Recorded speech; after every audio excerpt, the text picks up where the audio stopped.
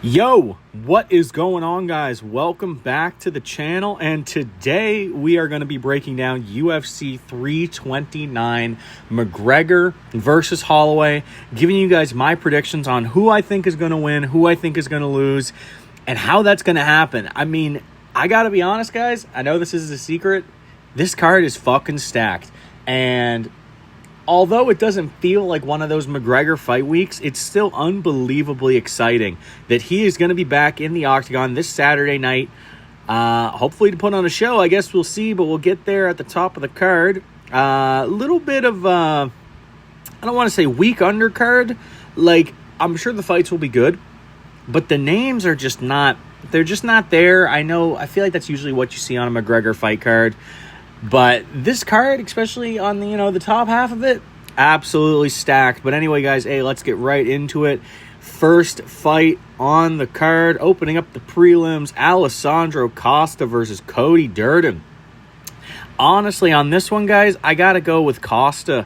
I mean, Cody Durden, not that there's anything wrong with Cody Durden, but I just don't think he has an advantage anywhere in this fight. I think Alessandro Costa is absolutely going to box him up. I mean, Durden is like 20-10, right? I mean, that's not a great record in and of, by itself, right? I mean, yeah, he has more experience than Costa, but not even by a lot. I want to say Costa's like 15 or 16-5, something along the lines of that. So it's not like Durden's got this crazy advantage, in the experience factor of it. And then as well, Cody Durden doesn't have a height advantage.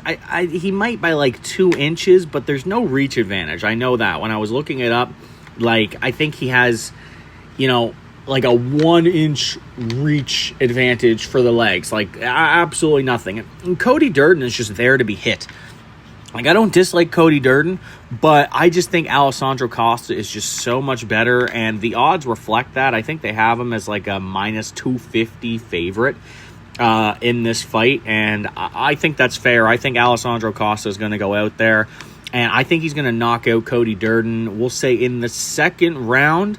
TKO, second round finish for Alessandro Costa. Next fight on the card, middleweight bout, Ryan Gondra versus Zachary Reese.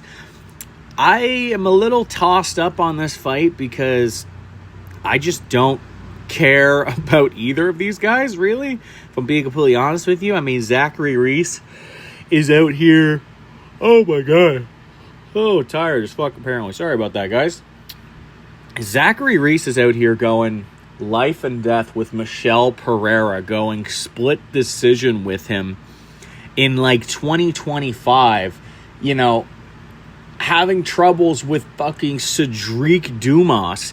And then Ryan Gondra over here, like, he's just, he is definitely, like, I don't know if he's the better fighter, but the record reflects that he's the better fighter at least. He's 9-1. Zachary Reese is like 10-3 with a no contest. His no contest being where I think he got booted in the nuts, if I'm not mistaken, and just fucking died in the octagon. I can't hold that against him, to be honest. I mean, you get hit in the family jewels, you're gonna go down. I mean, that's just no surprise right there. Like, but now I will say with this fight, all jokes aside, Zachary Reese does have the length advantage. He's got like a 3-inch reach advantage and a 5-inch leg reach advantage, which you could see coming into a play if he plays at range and just sort of like picks at him. But I feel like you got to go with Ryan Gondra. I mean, he's just so much more of an active fighter when it comes to how many strikes he's landing. He's more defensively sound. Like, he's blocking more shots or evading more shots. He's absorbing half as many shots as Zachary Reese. I believe Ryan Gondra has a 100% takedown defense. So, like, yes, Reese does tend to shoot for takedowns here or there. He's like a couple of fight kind of guy, and he's not inaccurate. He's like at least a 50% takedown accuracy. But I think Ryan Gondra is just going to stuff these, and I think we're going to see, kind of a boring 29-28, 30-27 type fight. I don't see Ryan Gondra putting away Zachary Reese, but I do think he's going to win. I'm going to take Ryan Gondra to win this fight by decision. I think he's just going to sort of box up Zachary Reese. Gondra's going to be the one applying the pressure. Zachary Reese is going to be on the back foot, circling around the octagon. I think he's going to mix up the occasional takedown. I think Gondra is going to stuff those takedowns, and it's just going to reset each time. We're just going to go back to the same thing. Going to be kind of a boring fight, I think, but I do believe that Ryan Gondra is going to pull this off. He is the slight favorite at -130. Going on to the next fight, short notice replacement here for Farid Basharat. John Garza, Garza. John Garza is what I'm going with. He is a 6-1 prospect. Coming in, like I said, on short notice into the UFC. It was supposed to be originally Ethan Ewing here. And if it was still Ethan Ewing, I absolutely would be picking him to slime out Farid Basharat. Like, Farid is the better of the Basharat bros. Yes, absolutely. But the Basharat bros are not that great, plain and simple.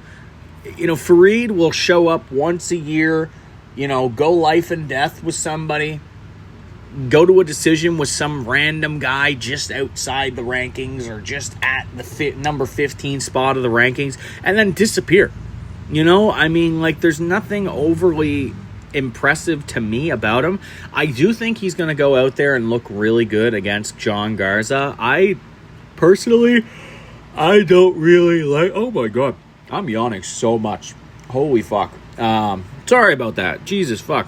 I just think that, I can't trust a short notice replacement fighter on like a week or two's notice. Like, yeah, John Garza could be great, don't get me wrong. And that might be a little hypocritical, I guess you would say, because Ethan Ewing, short notice comes in against Malcolm Wellmaker and absolutely boxes him up. Right? And here I would have picked Ethan Ewing to beat Farid. So why can't, John Garza do a similar thing, but to Farid Basharat, who I would say is probably, on the striking department, at least a lower level fighter compared to Malcolm Wellmaker. But I really do just see Farid just sort of running away with this fight. I think he's going to, it's just going to be mixing it up at the end of the day, right? John Garza, from what I've seen, is not really much of a... I feel like he's more of a striker than a wrestler. And if his team is smart, I don't think they're going to be going in there and trying to wrestle with Farid. I think they're going to be trying to stuff takedowns, keep it on the feet and box him up. And I just don't think that's going to be the case. I think Farid is going to smudge him. I think he's going to get him to the ground. We could see a submission here. It is possible. It is definitely live, but I'm going to take by decision. I think we're going to see just a dominant decision, 30-27 for Farid Basharat. And the odds reflect that. I'm pretty sure they have Farid as like a -600, which is just insane. Not even the biggest favorite on the card. We'll get to that. That is just fucking ridiculous. But anyway, official pick Farid Basharat, 30-27 decision. Moving on to the next fight, Damian Pinas versus Cesar Almeida. This is a hard one to pick because, Cesar Almeida is a great fighter. He's a great kickboxer. I believe he's trained with Alex Pereira. But Pinas just, he's got the advantage everywhere. He's long. He's explosive. He's gonna put it on you. He's coming for you. All jokes aside, in his last fight, he looked great. I can't remember the guy that he knocked out. I want to say it was like Wes Schultz or some shit, which, if that's the case, it's just not... it's not very impressive, but, for Damian Pinas, the reach advantage that he has going up against a guy that heavily relies on kickboxing and really does not have these, like, he just doesn't have, like, wrestling skills. I don't think either of these guys really are wrestlers. But, you know, I think Damian is going to, you know, he's going to piece up Cesar Almeida. He's going to be stuck on the feet because, you know, Almeida does not have these skills to bring this to the ground. We could see him clinch, I guess. Like, that is a possibility. But I just think Pinas is going to go out there and he's going to be, you know, the more explosive fighter. He's going to be the lengthy, rangy fighter. And he's just going to pick away at Cesar Almeida. I don't see him... I don't know. It's so hard to say. Like, I would not be surprised if Damian knocked him out. Well, yeah, fuck it. You know what? Damian Pinas, round 1 knockout. He's going to explode all over Cesar Almeida. Plain and simple. That's it. All right. Next fight. This has got to be some sick fucking joke right here between the matchmakers. Because you're telling me you got Pinas and then you got Wang Kong on the next fight. So we have Tracy Cortez versus Wang Kong and Damian Pinas versus Cesar Almeida. You're telling me back-to-back fights we got Wang and Pinas fighting each other? Are you fucking kidding me?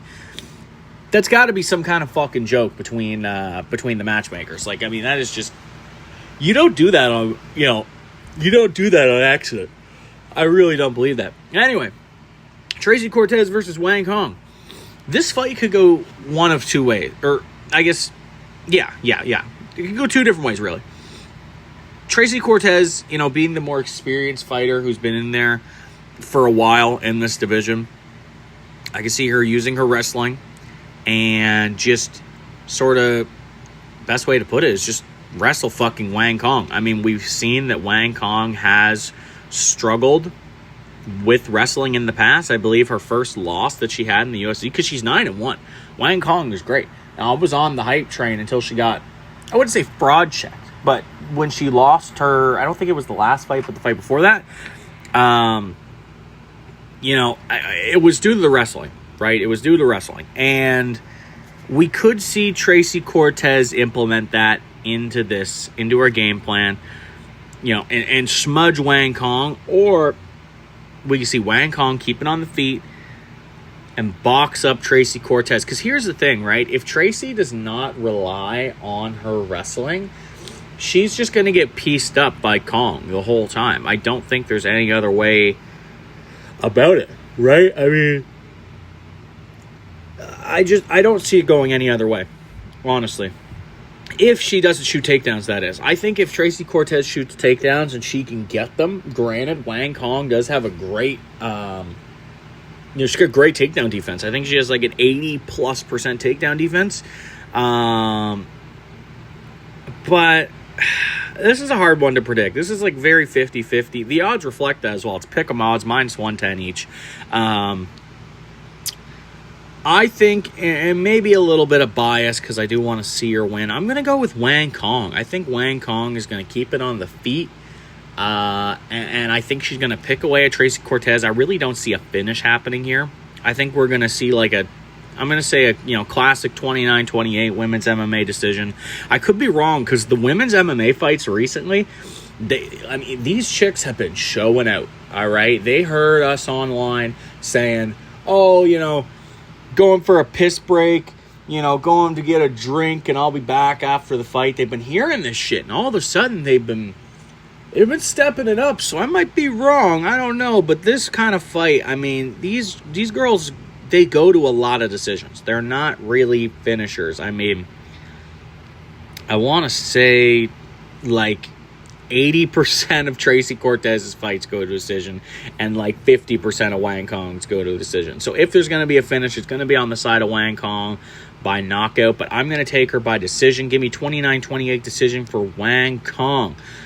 That closes out the early prelims. Now, first fight opening up the prelims. Luke Riley, versus Kai Kamaka III. You got to go with Luke Riley here. Right? I mean, 13-0 surging prospect He's from England, fighting on the same card as Paddy Pimblett, Kai Kamaka is no joke, and he is very experienced, right? He's got like twice as many fights as Luke Riley. But, I feel like Luke Riley's going to have the advantage here in this fight, right? I mean, they're both very equal on striking. Kai Kamaka could throw in the takedowns and mix it up, but we've seen Luke Riley battle, some adversity when it comes to the takedowns, and we've seen in his first fight in the UFC, he got absolutely smudged the first round, then came out the second round and just slimed out.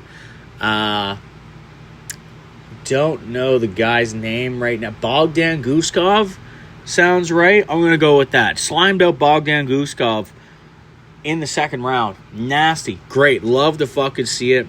Love to see these new prospects coming up. I feel like I'm going to go with Luke Riley. I've been picking a lot of favorites, but I feel like the favorites are really going to be speaking on this card, except for a couple fights on the main card. I know it's probably the safe bet, and safe money don't make money, but I'm going with Luke Riley here. I just feel like I don't see him getting the finish. Kai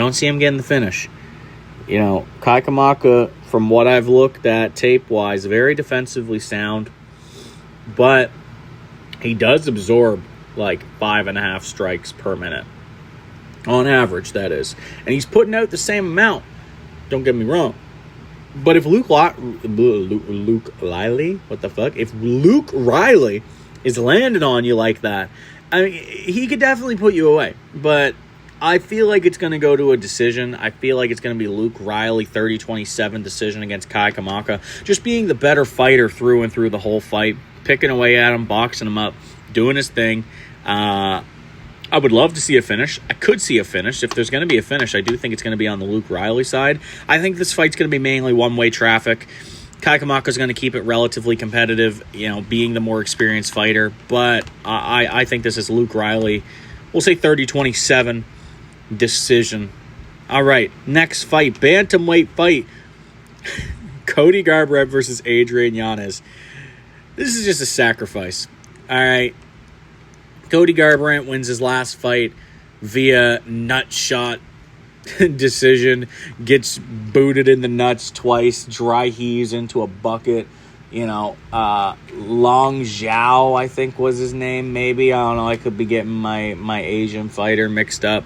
Regardless, boots Cody Garbrandt in the nuts twice. Gets 2 points taken away, right? And then Cody Garbrandt goes on to win a decision, which I don't even think he should have won in the first place. I hate to say it, but Cody's washed. He had that one night years ago against Dominic Cruz where he was the greatest fighter on the fucking planet. He's just not that guy anymore. Plain and simple. He's like trying to be a tough guy. You know what I mean? He's like trying to convince you that he is tough. And I'm not saying he's not tough. I'm just saying he's trying to convince you he's like tougher than he is. Like, oh, I'm gonna get a tattoo of a dagger over my eyes just to show how hard I am. But then, he gets touched on the chin and he just quits. He just gives up.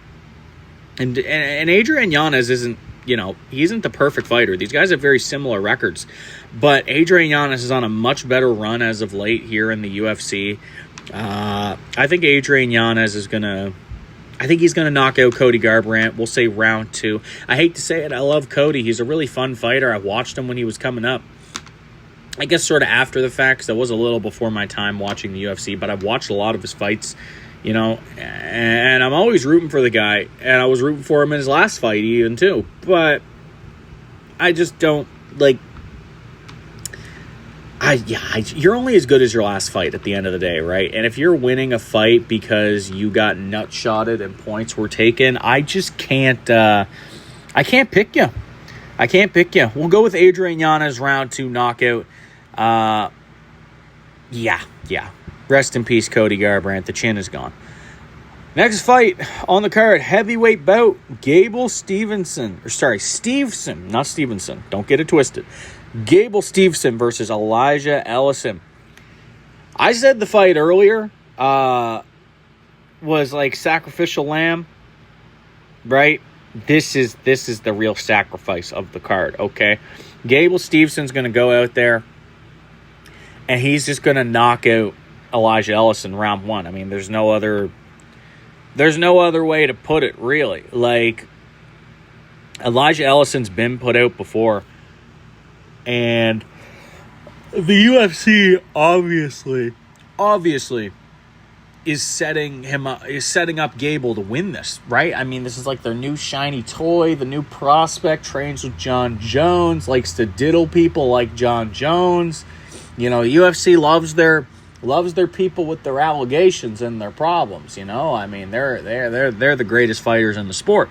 But no, I mean, on the real, this fight is just, you know, you're just a fucking, Elijah Ellison's just a sacrificial lamb. I think what's going to happen is Gable Stevenson is going to go out there. He's going to show some sloppy striking, right? I could see Elijah Ellison hitting him with a couple shots that he doesn't like, and then I just see Gable just rugby tackling him onto the ground, pouring on ground and pound, and then that's it. You know, Herb Deaner or whatever calls the fight, and Elijah Ellison gets, you know, TKO'd in the first round, probably in the first couple minutes.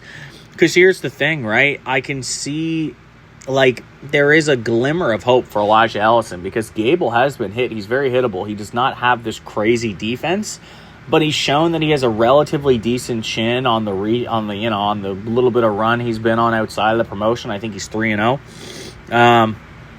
And so, you know, Gable's there to be hit. Elijah, I feel like, will hit him, but I don't think he's going to put him out. And the only way you're going to win this fight is if you put out Gable. And that's why this is just set up for him to win. It's set up for Gable Stevenson to win. So we're going to take round one TKO for Gable Stevenson. I fucking hate the guy. Seems like a lot of people do for obvious scandalous reasons. But anyway, we won't worry about that. Headlining the prelims, this is a fucking banger, okay? This is an absolute fucking banger. Nikita Krylov versus Robert Whittaker. Bloody fucking Bobby Knuckles is going to go out there and he's going to absolutely blast this fucking Ukrainian into next year. Robert Whittaker is going to go in here and fuck him up using lighter man skill. You know, he is at a bit of a disadvantage, right? You know, Robert Whittaker he's always been a small guy. Like, height-wise, for the middleweight division, reach-wise for the middleweight division. You got fighters like, like Izzy, just sort of able to pick away at him. But that doesn't, because of the range, Izzy was able to do that. But that doesn't stop Robert Whittaker. He's able to get in there. He's one of the best, kickboxers in the middleweight division of all time, really, right? And I just see, for the plot, Robert Whittaker coming in here, and I can't believe I'm saying this, but I think Robert Whittaker is going to go in here and he's going to knock out Nikita Krylov. I know he's not much for getting knockouts as of late, but Nikita Krylov he's sloppy, and he's been put away before. And so I really can just see, Robert Whittaker going in here. And at first, the range and everything, the new weight is a little bit of, an adjustment for sure. And naturally, it's going to be to get used to it. But, after he sort of settles in, I'm feeling like a round 2 knockout for Robert Whittaker. My only concern is Nikita Krylov coming in here and stinking this up with some takedowns and just smudging Whittaker on the ground. Because let's say, Bobby Knuckles, he's piecing him up, he's doing his thing. Nikita Krylov shoots, catches him off guard, and then is able to keep him and control him on the ground for the whole round. Right? Robert Whittaker has great takedown defense, typically in the past. So I don't see that happening, but it is always a possibility as the guy that is more willing to shoot takedowns. If things get rough, he might shoot, and it might work out for him. I think Robert Whittaker is going to put away Nikita Krylov in the second round, though. Yeah, that's my official pick. We'll say round 2 KO or TKO. I don't know if Robert Whittaker's going to fucking flatline him, but I feel like it's going to be a Robert Whittaker KO. I see kind of like an Iskram Aliskerov, I think is his name, type of finish where, Whittaker sort of wobbles him, gets him up against the fence, puts some heavy shots on him, and just slumps him. And then that's it. But yeah, all right, going into the main card, we're going to have a little intermission here, a little vaping Monster break. Monster sponsor me, please. Elf Bar sponsor me. I need you to feed my addiction, please. But we're going to take a quick little second here.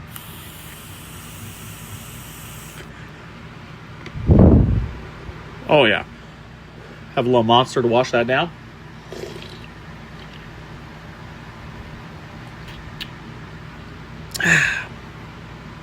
Delicious. Great for the lungs, great for the heart, great for the fucking soul. All right. Next fight on the card, going into the main card. This is a fucking, maybe it's a little racist to say this, but a fucking hood classic right here. King Green. I can't believe I just called him King. Now, fuck that. Bobby Green versus Terrence McKinney. This is interesting, right? Because I see it going one of two ways. You could have Terrence McKinney coming in here and just causing a fucking car crash and putting away Bobby Green in the first round. He's got those low hands, right? And that is a risky style against someone like Terrence McKinney where he'll put your fucking lights out. Or maybe he'll submit you. He's dangerous in both. And then on the other hand, you could see Terrence McKinney gassing out. You get out of the first round, and all of a sudden, once Bobby Green gets his confidence, right? He's putting it on you. No other way about it. He'll box you up. Bobby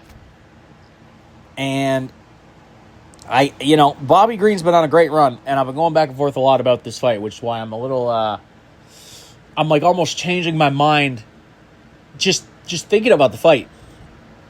But I'm going to go with Terrence McKinney.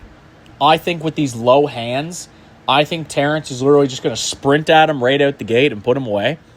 I really feel like that is the key to victory for him.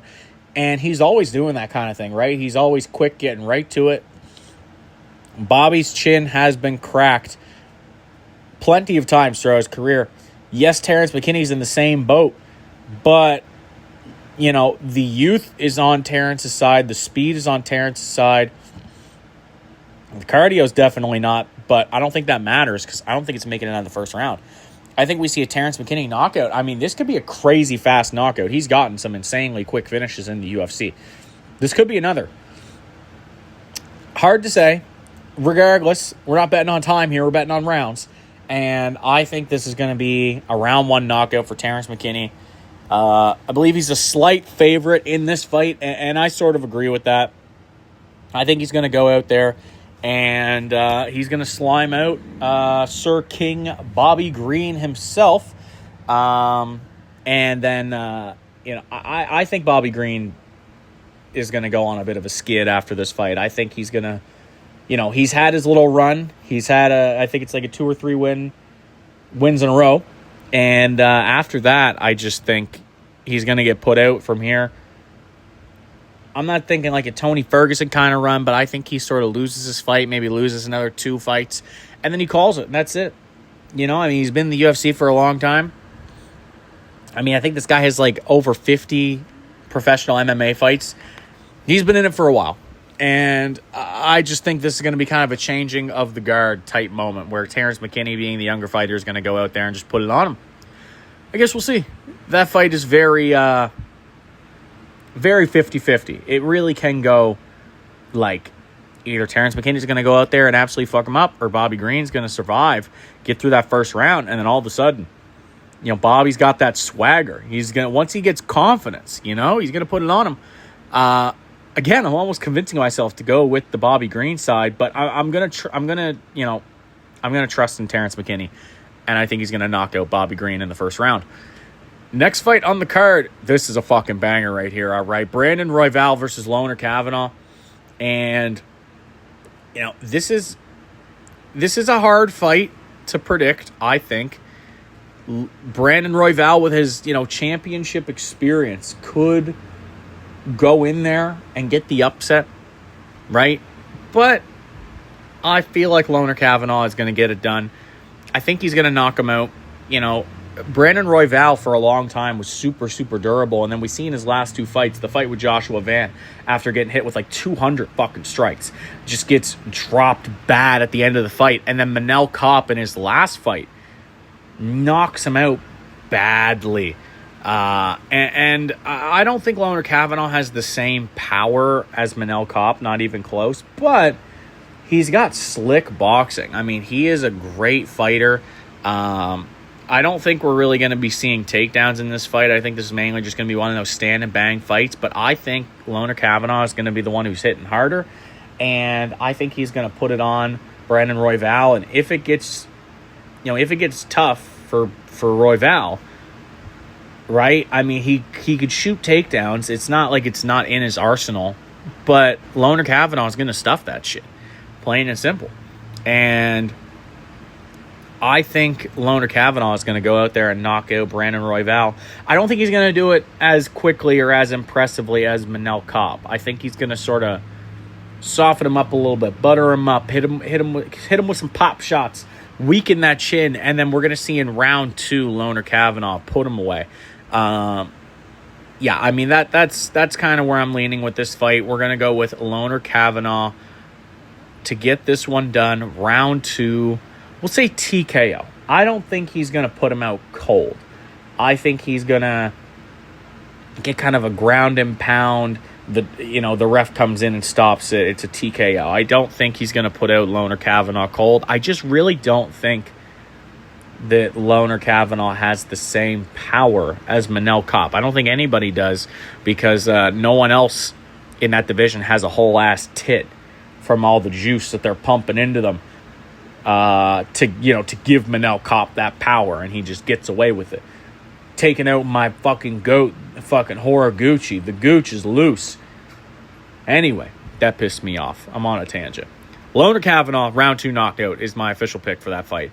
Next fight on the card, we have Corey Sandhagen versus Mario Bautista.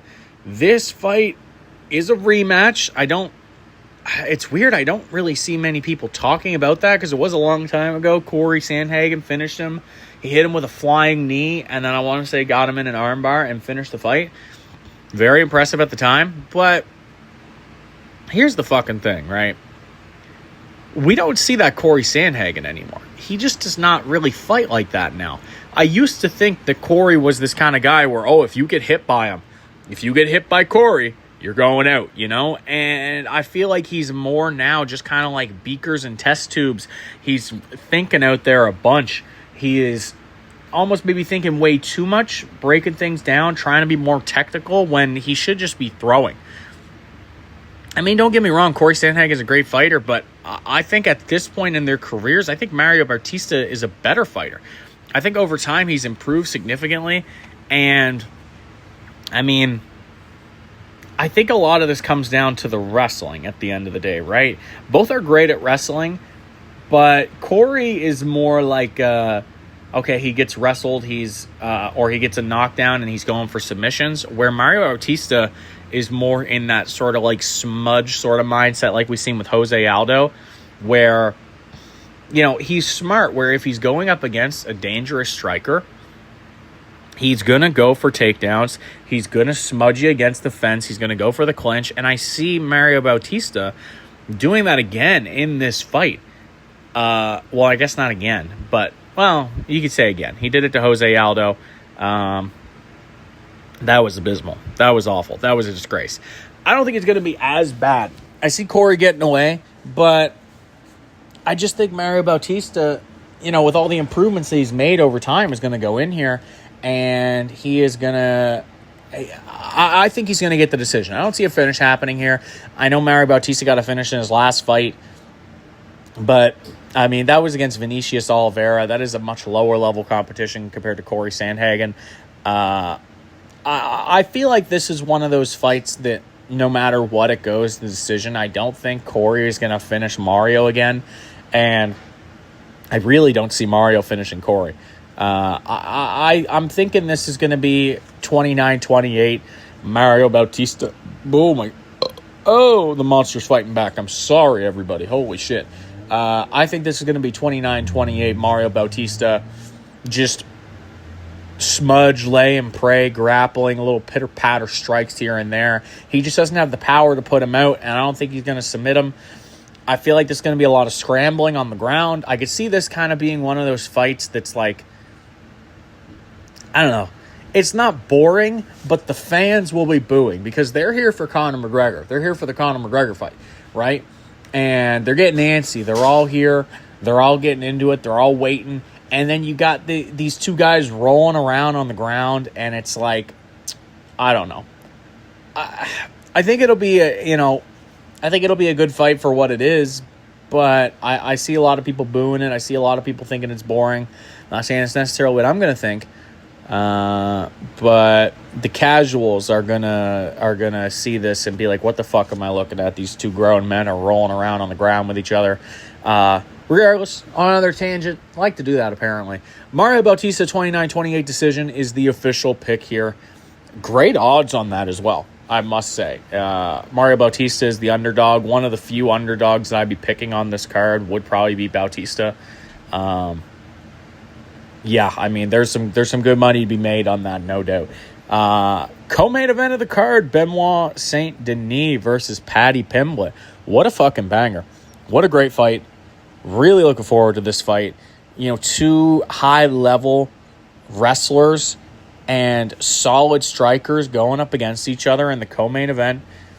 Benoit Saint Denis, who's looked great recently. He put away Mauricio Rufy. He put away Dan Hooker. Had some adversity before that, getting put out by old DP, Mr. It's Gonna Be Bad. It's gonna be bad. And then getting brutalized by what is that guy's name? Moicano. Money Moicano. That was a brutal beatdown. Benoit's had his adversity where, not that he's given up. Dude's tough, but he's been put out. Paddy's never been put out, right? And I think that makes the difference in this. Yes, he's lost a decision to Gaethje, but he was battered in that fight. I poked multiple times, still went the distance, still made it competitive, won 2 rounds against the current champ, right? And I feel like where they're both pretty equal in both aspects of this fight, aside from the fact where Benoit is shooting more takedowns, I feel like you got to go with Paddy. Slight underdog here, and I assume that's just because he's coming off a loss in his last fight where Benoit's coming off 2 wins. And here's kind of how I see this going, right? I think we're going to see some relatively sloppy striking exchanges. We're going to see Benoit shoot for takedowns. He's going to get one. Paddy's going to threaten submissions on the ground. They're going to reset. They're going to get back up. And that's going to keep happening, I feel like. I don't see Benoit smudging Paddy on the ground. And I don't see Paddy necessarily getting the submission. We've never seen Benoit submitted. It is possible, right? It is definitely possible, but I just don't really see it. I don't see Benoit getting to a point where he could submit Paddy, and I don't see Paddy fully locking in a submission on Benoit. And so I feel like a lot of it's going to cancel out. They're going to go back to the feet. They're going to keep striking. And here's the thing, right? Benoit is fucking slow. Right? Benoit is fucking slow. Right? He's got a great body kick, but other than that, how good is his striking really? I don't think it's all that great. I'm not saying Paddy Pimblett's striking is amazing, but it's definitely better than Benoit at the end of the day, right? And so I think we're going to see a Paddy Pimblett decision here. I think Benoit is going to get more takedowns on Paddy. I think as the fight goes on, we're going to see less and less of them. And I feel like some people are going to say this is a robbery because Benoit will have the takedowns. He'll have Paddy down for a little bit. He'll get, a few strikes here or there. Paddy will be the one threatening submissions, and he'll be hitting the better shots on the feet. And at the end of the day, it's damage-based scoring. And I believe that Paddy Pimblett's going to open up Benoit. He's going to open up some of that scar tissue. And I think he's going to put it on him. He's not going to put him away, I don't think. I feel like if there's a finish here, I feel like it's going to be Paddy by sub, weirdly enough. There could be crazy value on that. I'm not sure off the top of my head. I mean, that could be fucking ridiculous. But I'm going to take Paddy by decision. Let's go with 29-28. I think this will be a relatively competitive fight. I see Benoit taking a round, based on maybe he can keep Patty down for a majority of the round. But I think if it's on the feet, I think Patty has got the advantage. I think if Benoit takes it to the ground, unless he's in some very dominant positions, I could definitely see Patty threatening submissions and then getting back up. Maybe he gets the sub. You could see that he's live for that during the fight, depending on how it goes. But as of right now, I'm going to take Patty by decision. Let's go 29-28. The main event of the evening, the moment everybody's been waiting for, the return of the fucking Mac. Conor McGregor versus Max Holloway. I can't believe it's here, honestly. I mean, this is insane to me. In my time of watching the UFC, I've never gotten to watch a McGregor fight live. And so it's, kind of exciting to me, right? Being able to see this, being able to witness this. I put out a video like 2 weeks back. I'm sorry. That's just very inactive and just not making as much content as I should. So my bad on that. I mean, don't get me wrong. I'm worried, as I said in that video, I'm worried for Max Holloway. But here's the thing, right? There's just so many factors that go against Conor McGregor here that it's hard to pick him. Right? I myself am going to be picking Max Holloway. And I feel like that's the obvious pick, but then as time has gone on, you see the odds swelling down and more people are picking Conor. It's kind of crazy. I'm pretty sure he opened as like a plus 400 underdog. Now he's like a plus 175, at least according to the UFC's website. I pulled it up just to make sure. So now Max Holloway's only a 2-1 favorite compared to a 4-1 favorite, right? The odds are swelling more and more. More people are picking McGregor than Max at this point, volume-wise. But here's the thing, right? I think Conor's going to be early, or he's going to be dangerous early. I think he's going to hit some good shots. And I think after round one, I think he's going to be gassing out. I think he's going to be slowing down, right? Max Holloway's got the cardio for days, right? And it's a possibility. It is a possibility that we see, well, two things from Conor. I guess we could see a knockout, but I really don't see that happening. And then the other option, which I also really don't see happening, is Conor wrestling him. There's been a lot of tape coming out of Conor practicing takedowns. I know that's what he did in the first fight against Max, but that was like 10 years ago, right? He's not the same fighter anymore. He's less of a mixed martial artist and more of a kickboxer, karate kind of guy. And there's nothing wrong with that. That's super entertaining. That's fantastic. I fucking love it. But I got to go with Max Holloway here. It's the inactivity from Conor where he hasn't been in there in 5 years. The leg break. I mean, no one's ever come back from those two things and succeeded. He's got like a double negative going on, right? And so I feel like Conor will look good in the first round. And then he will start to slow down. And he's going to look not so good.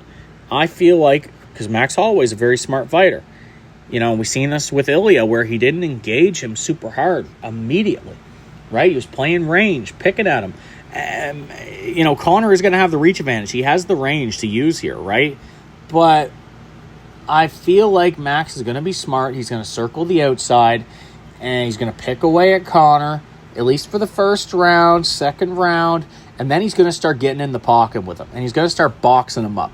The kind of shit we've seen with Gaethje or with Ilya, where he would stay on the outside for a little bit, and then he would go in, and he would have these sort of, I like to call them car crash moments, where he would just start throwing in the pocket briefly, right? Land a good couple shots, bounce back out, step around, circle out, jab, kick, and then he would re-engage. And I feel like he's going to just sort of, like, I hate to say it, but I think he's just going to be levels ahead of Conor at this point in their career, right? I love Conor McGregor. Very entertaining. And there is a possibility that maybe, just maybe, we could see Conor McGregor getting the win. And then that would be fucking insane. If Conor knocks out Max, I mean, it wouldn't be the craziest thing to happen this year so far after Justin winning and after Sean winning. And that was kind of my thought initially. Like, the trend says that, well, he's the older guy, and there's been a lot of upsets for these crazy underdogs, right? But I feel like that's got to end eventually, and I think that ends here. I don't see Conor coming away with this. It's unfortunate. As a fan, you want to see Conor get the win, but I just don't think that's going to happen. Truthfully, I really don't. It's unfortunate. I think Max Holloway is going to, we'll see, knock him out in the third or fourth round. I think Conor will be dangerous for the first two, and then Max is going to just put it on him, use his volume, use his cardio. He's got good power as well. I think he's going to knock out Conor McGregor. I think we're going to see KO, TKO. We'll do official pick in the third round, but I could see it going to the fourth round. I'd be very surprised if this fight went to decision. If this goes to decision, the UFC, must have paid, Max a little bit of extra money to keep letting it go because, my God, I see no reason why this fight would go the distance. Yeah, like I said, it's a shame. This guy comes back. He's like the biggest name in the sport, comes back, and you get Max Holloway, and Max Holloway is just going to put a fucking beating on you. Nothing else to it, right? What else is there to say, really, at the end of the day? My official pick, Max Holloway, knockout in round 3, maybe 4 if it goes that far. We'll see. Really exciting, though. It's great to see that Conor McGregor is back, and I'm hoping we see more of him. I'm hoping he doesn't just disappear after this, right? The sport is better with him in it. There's more eyes on it. There's more money in it. It's better for everybody involved, really. I was kind of a little concerned there for a while. We were going to see another pullout, but, he's in the embedded now. He's out there signing shit. It's a lot further now than it was with the whole Chandler fight, I will say. I'm really excited for this. Overall, really excited for this card. This is a fantastic card. I can't believe how stacked this is for a McGregor card, right? The whole main card.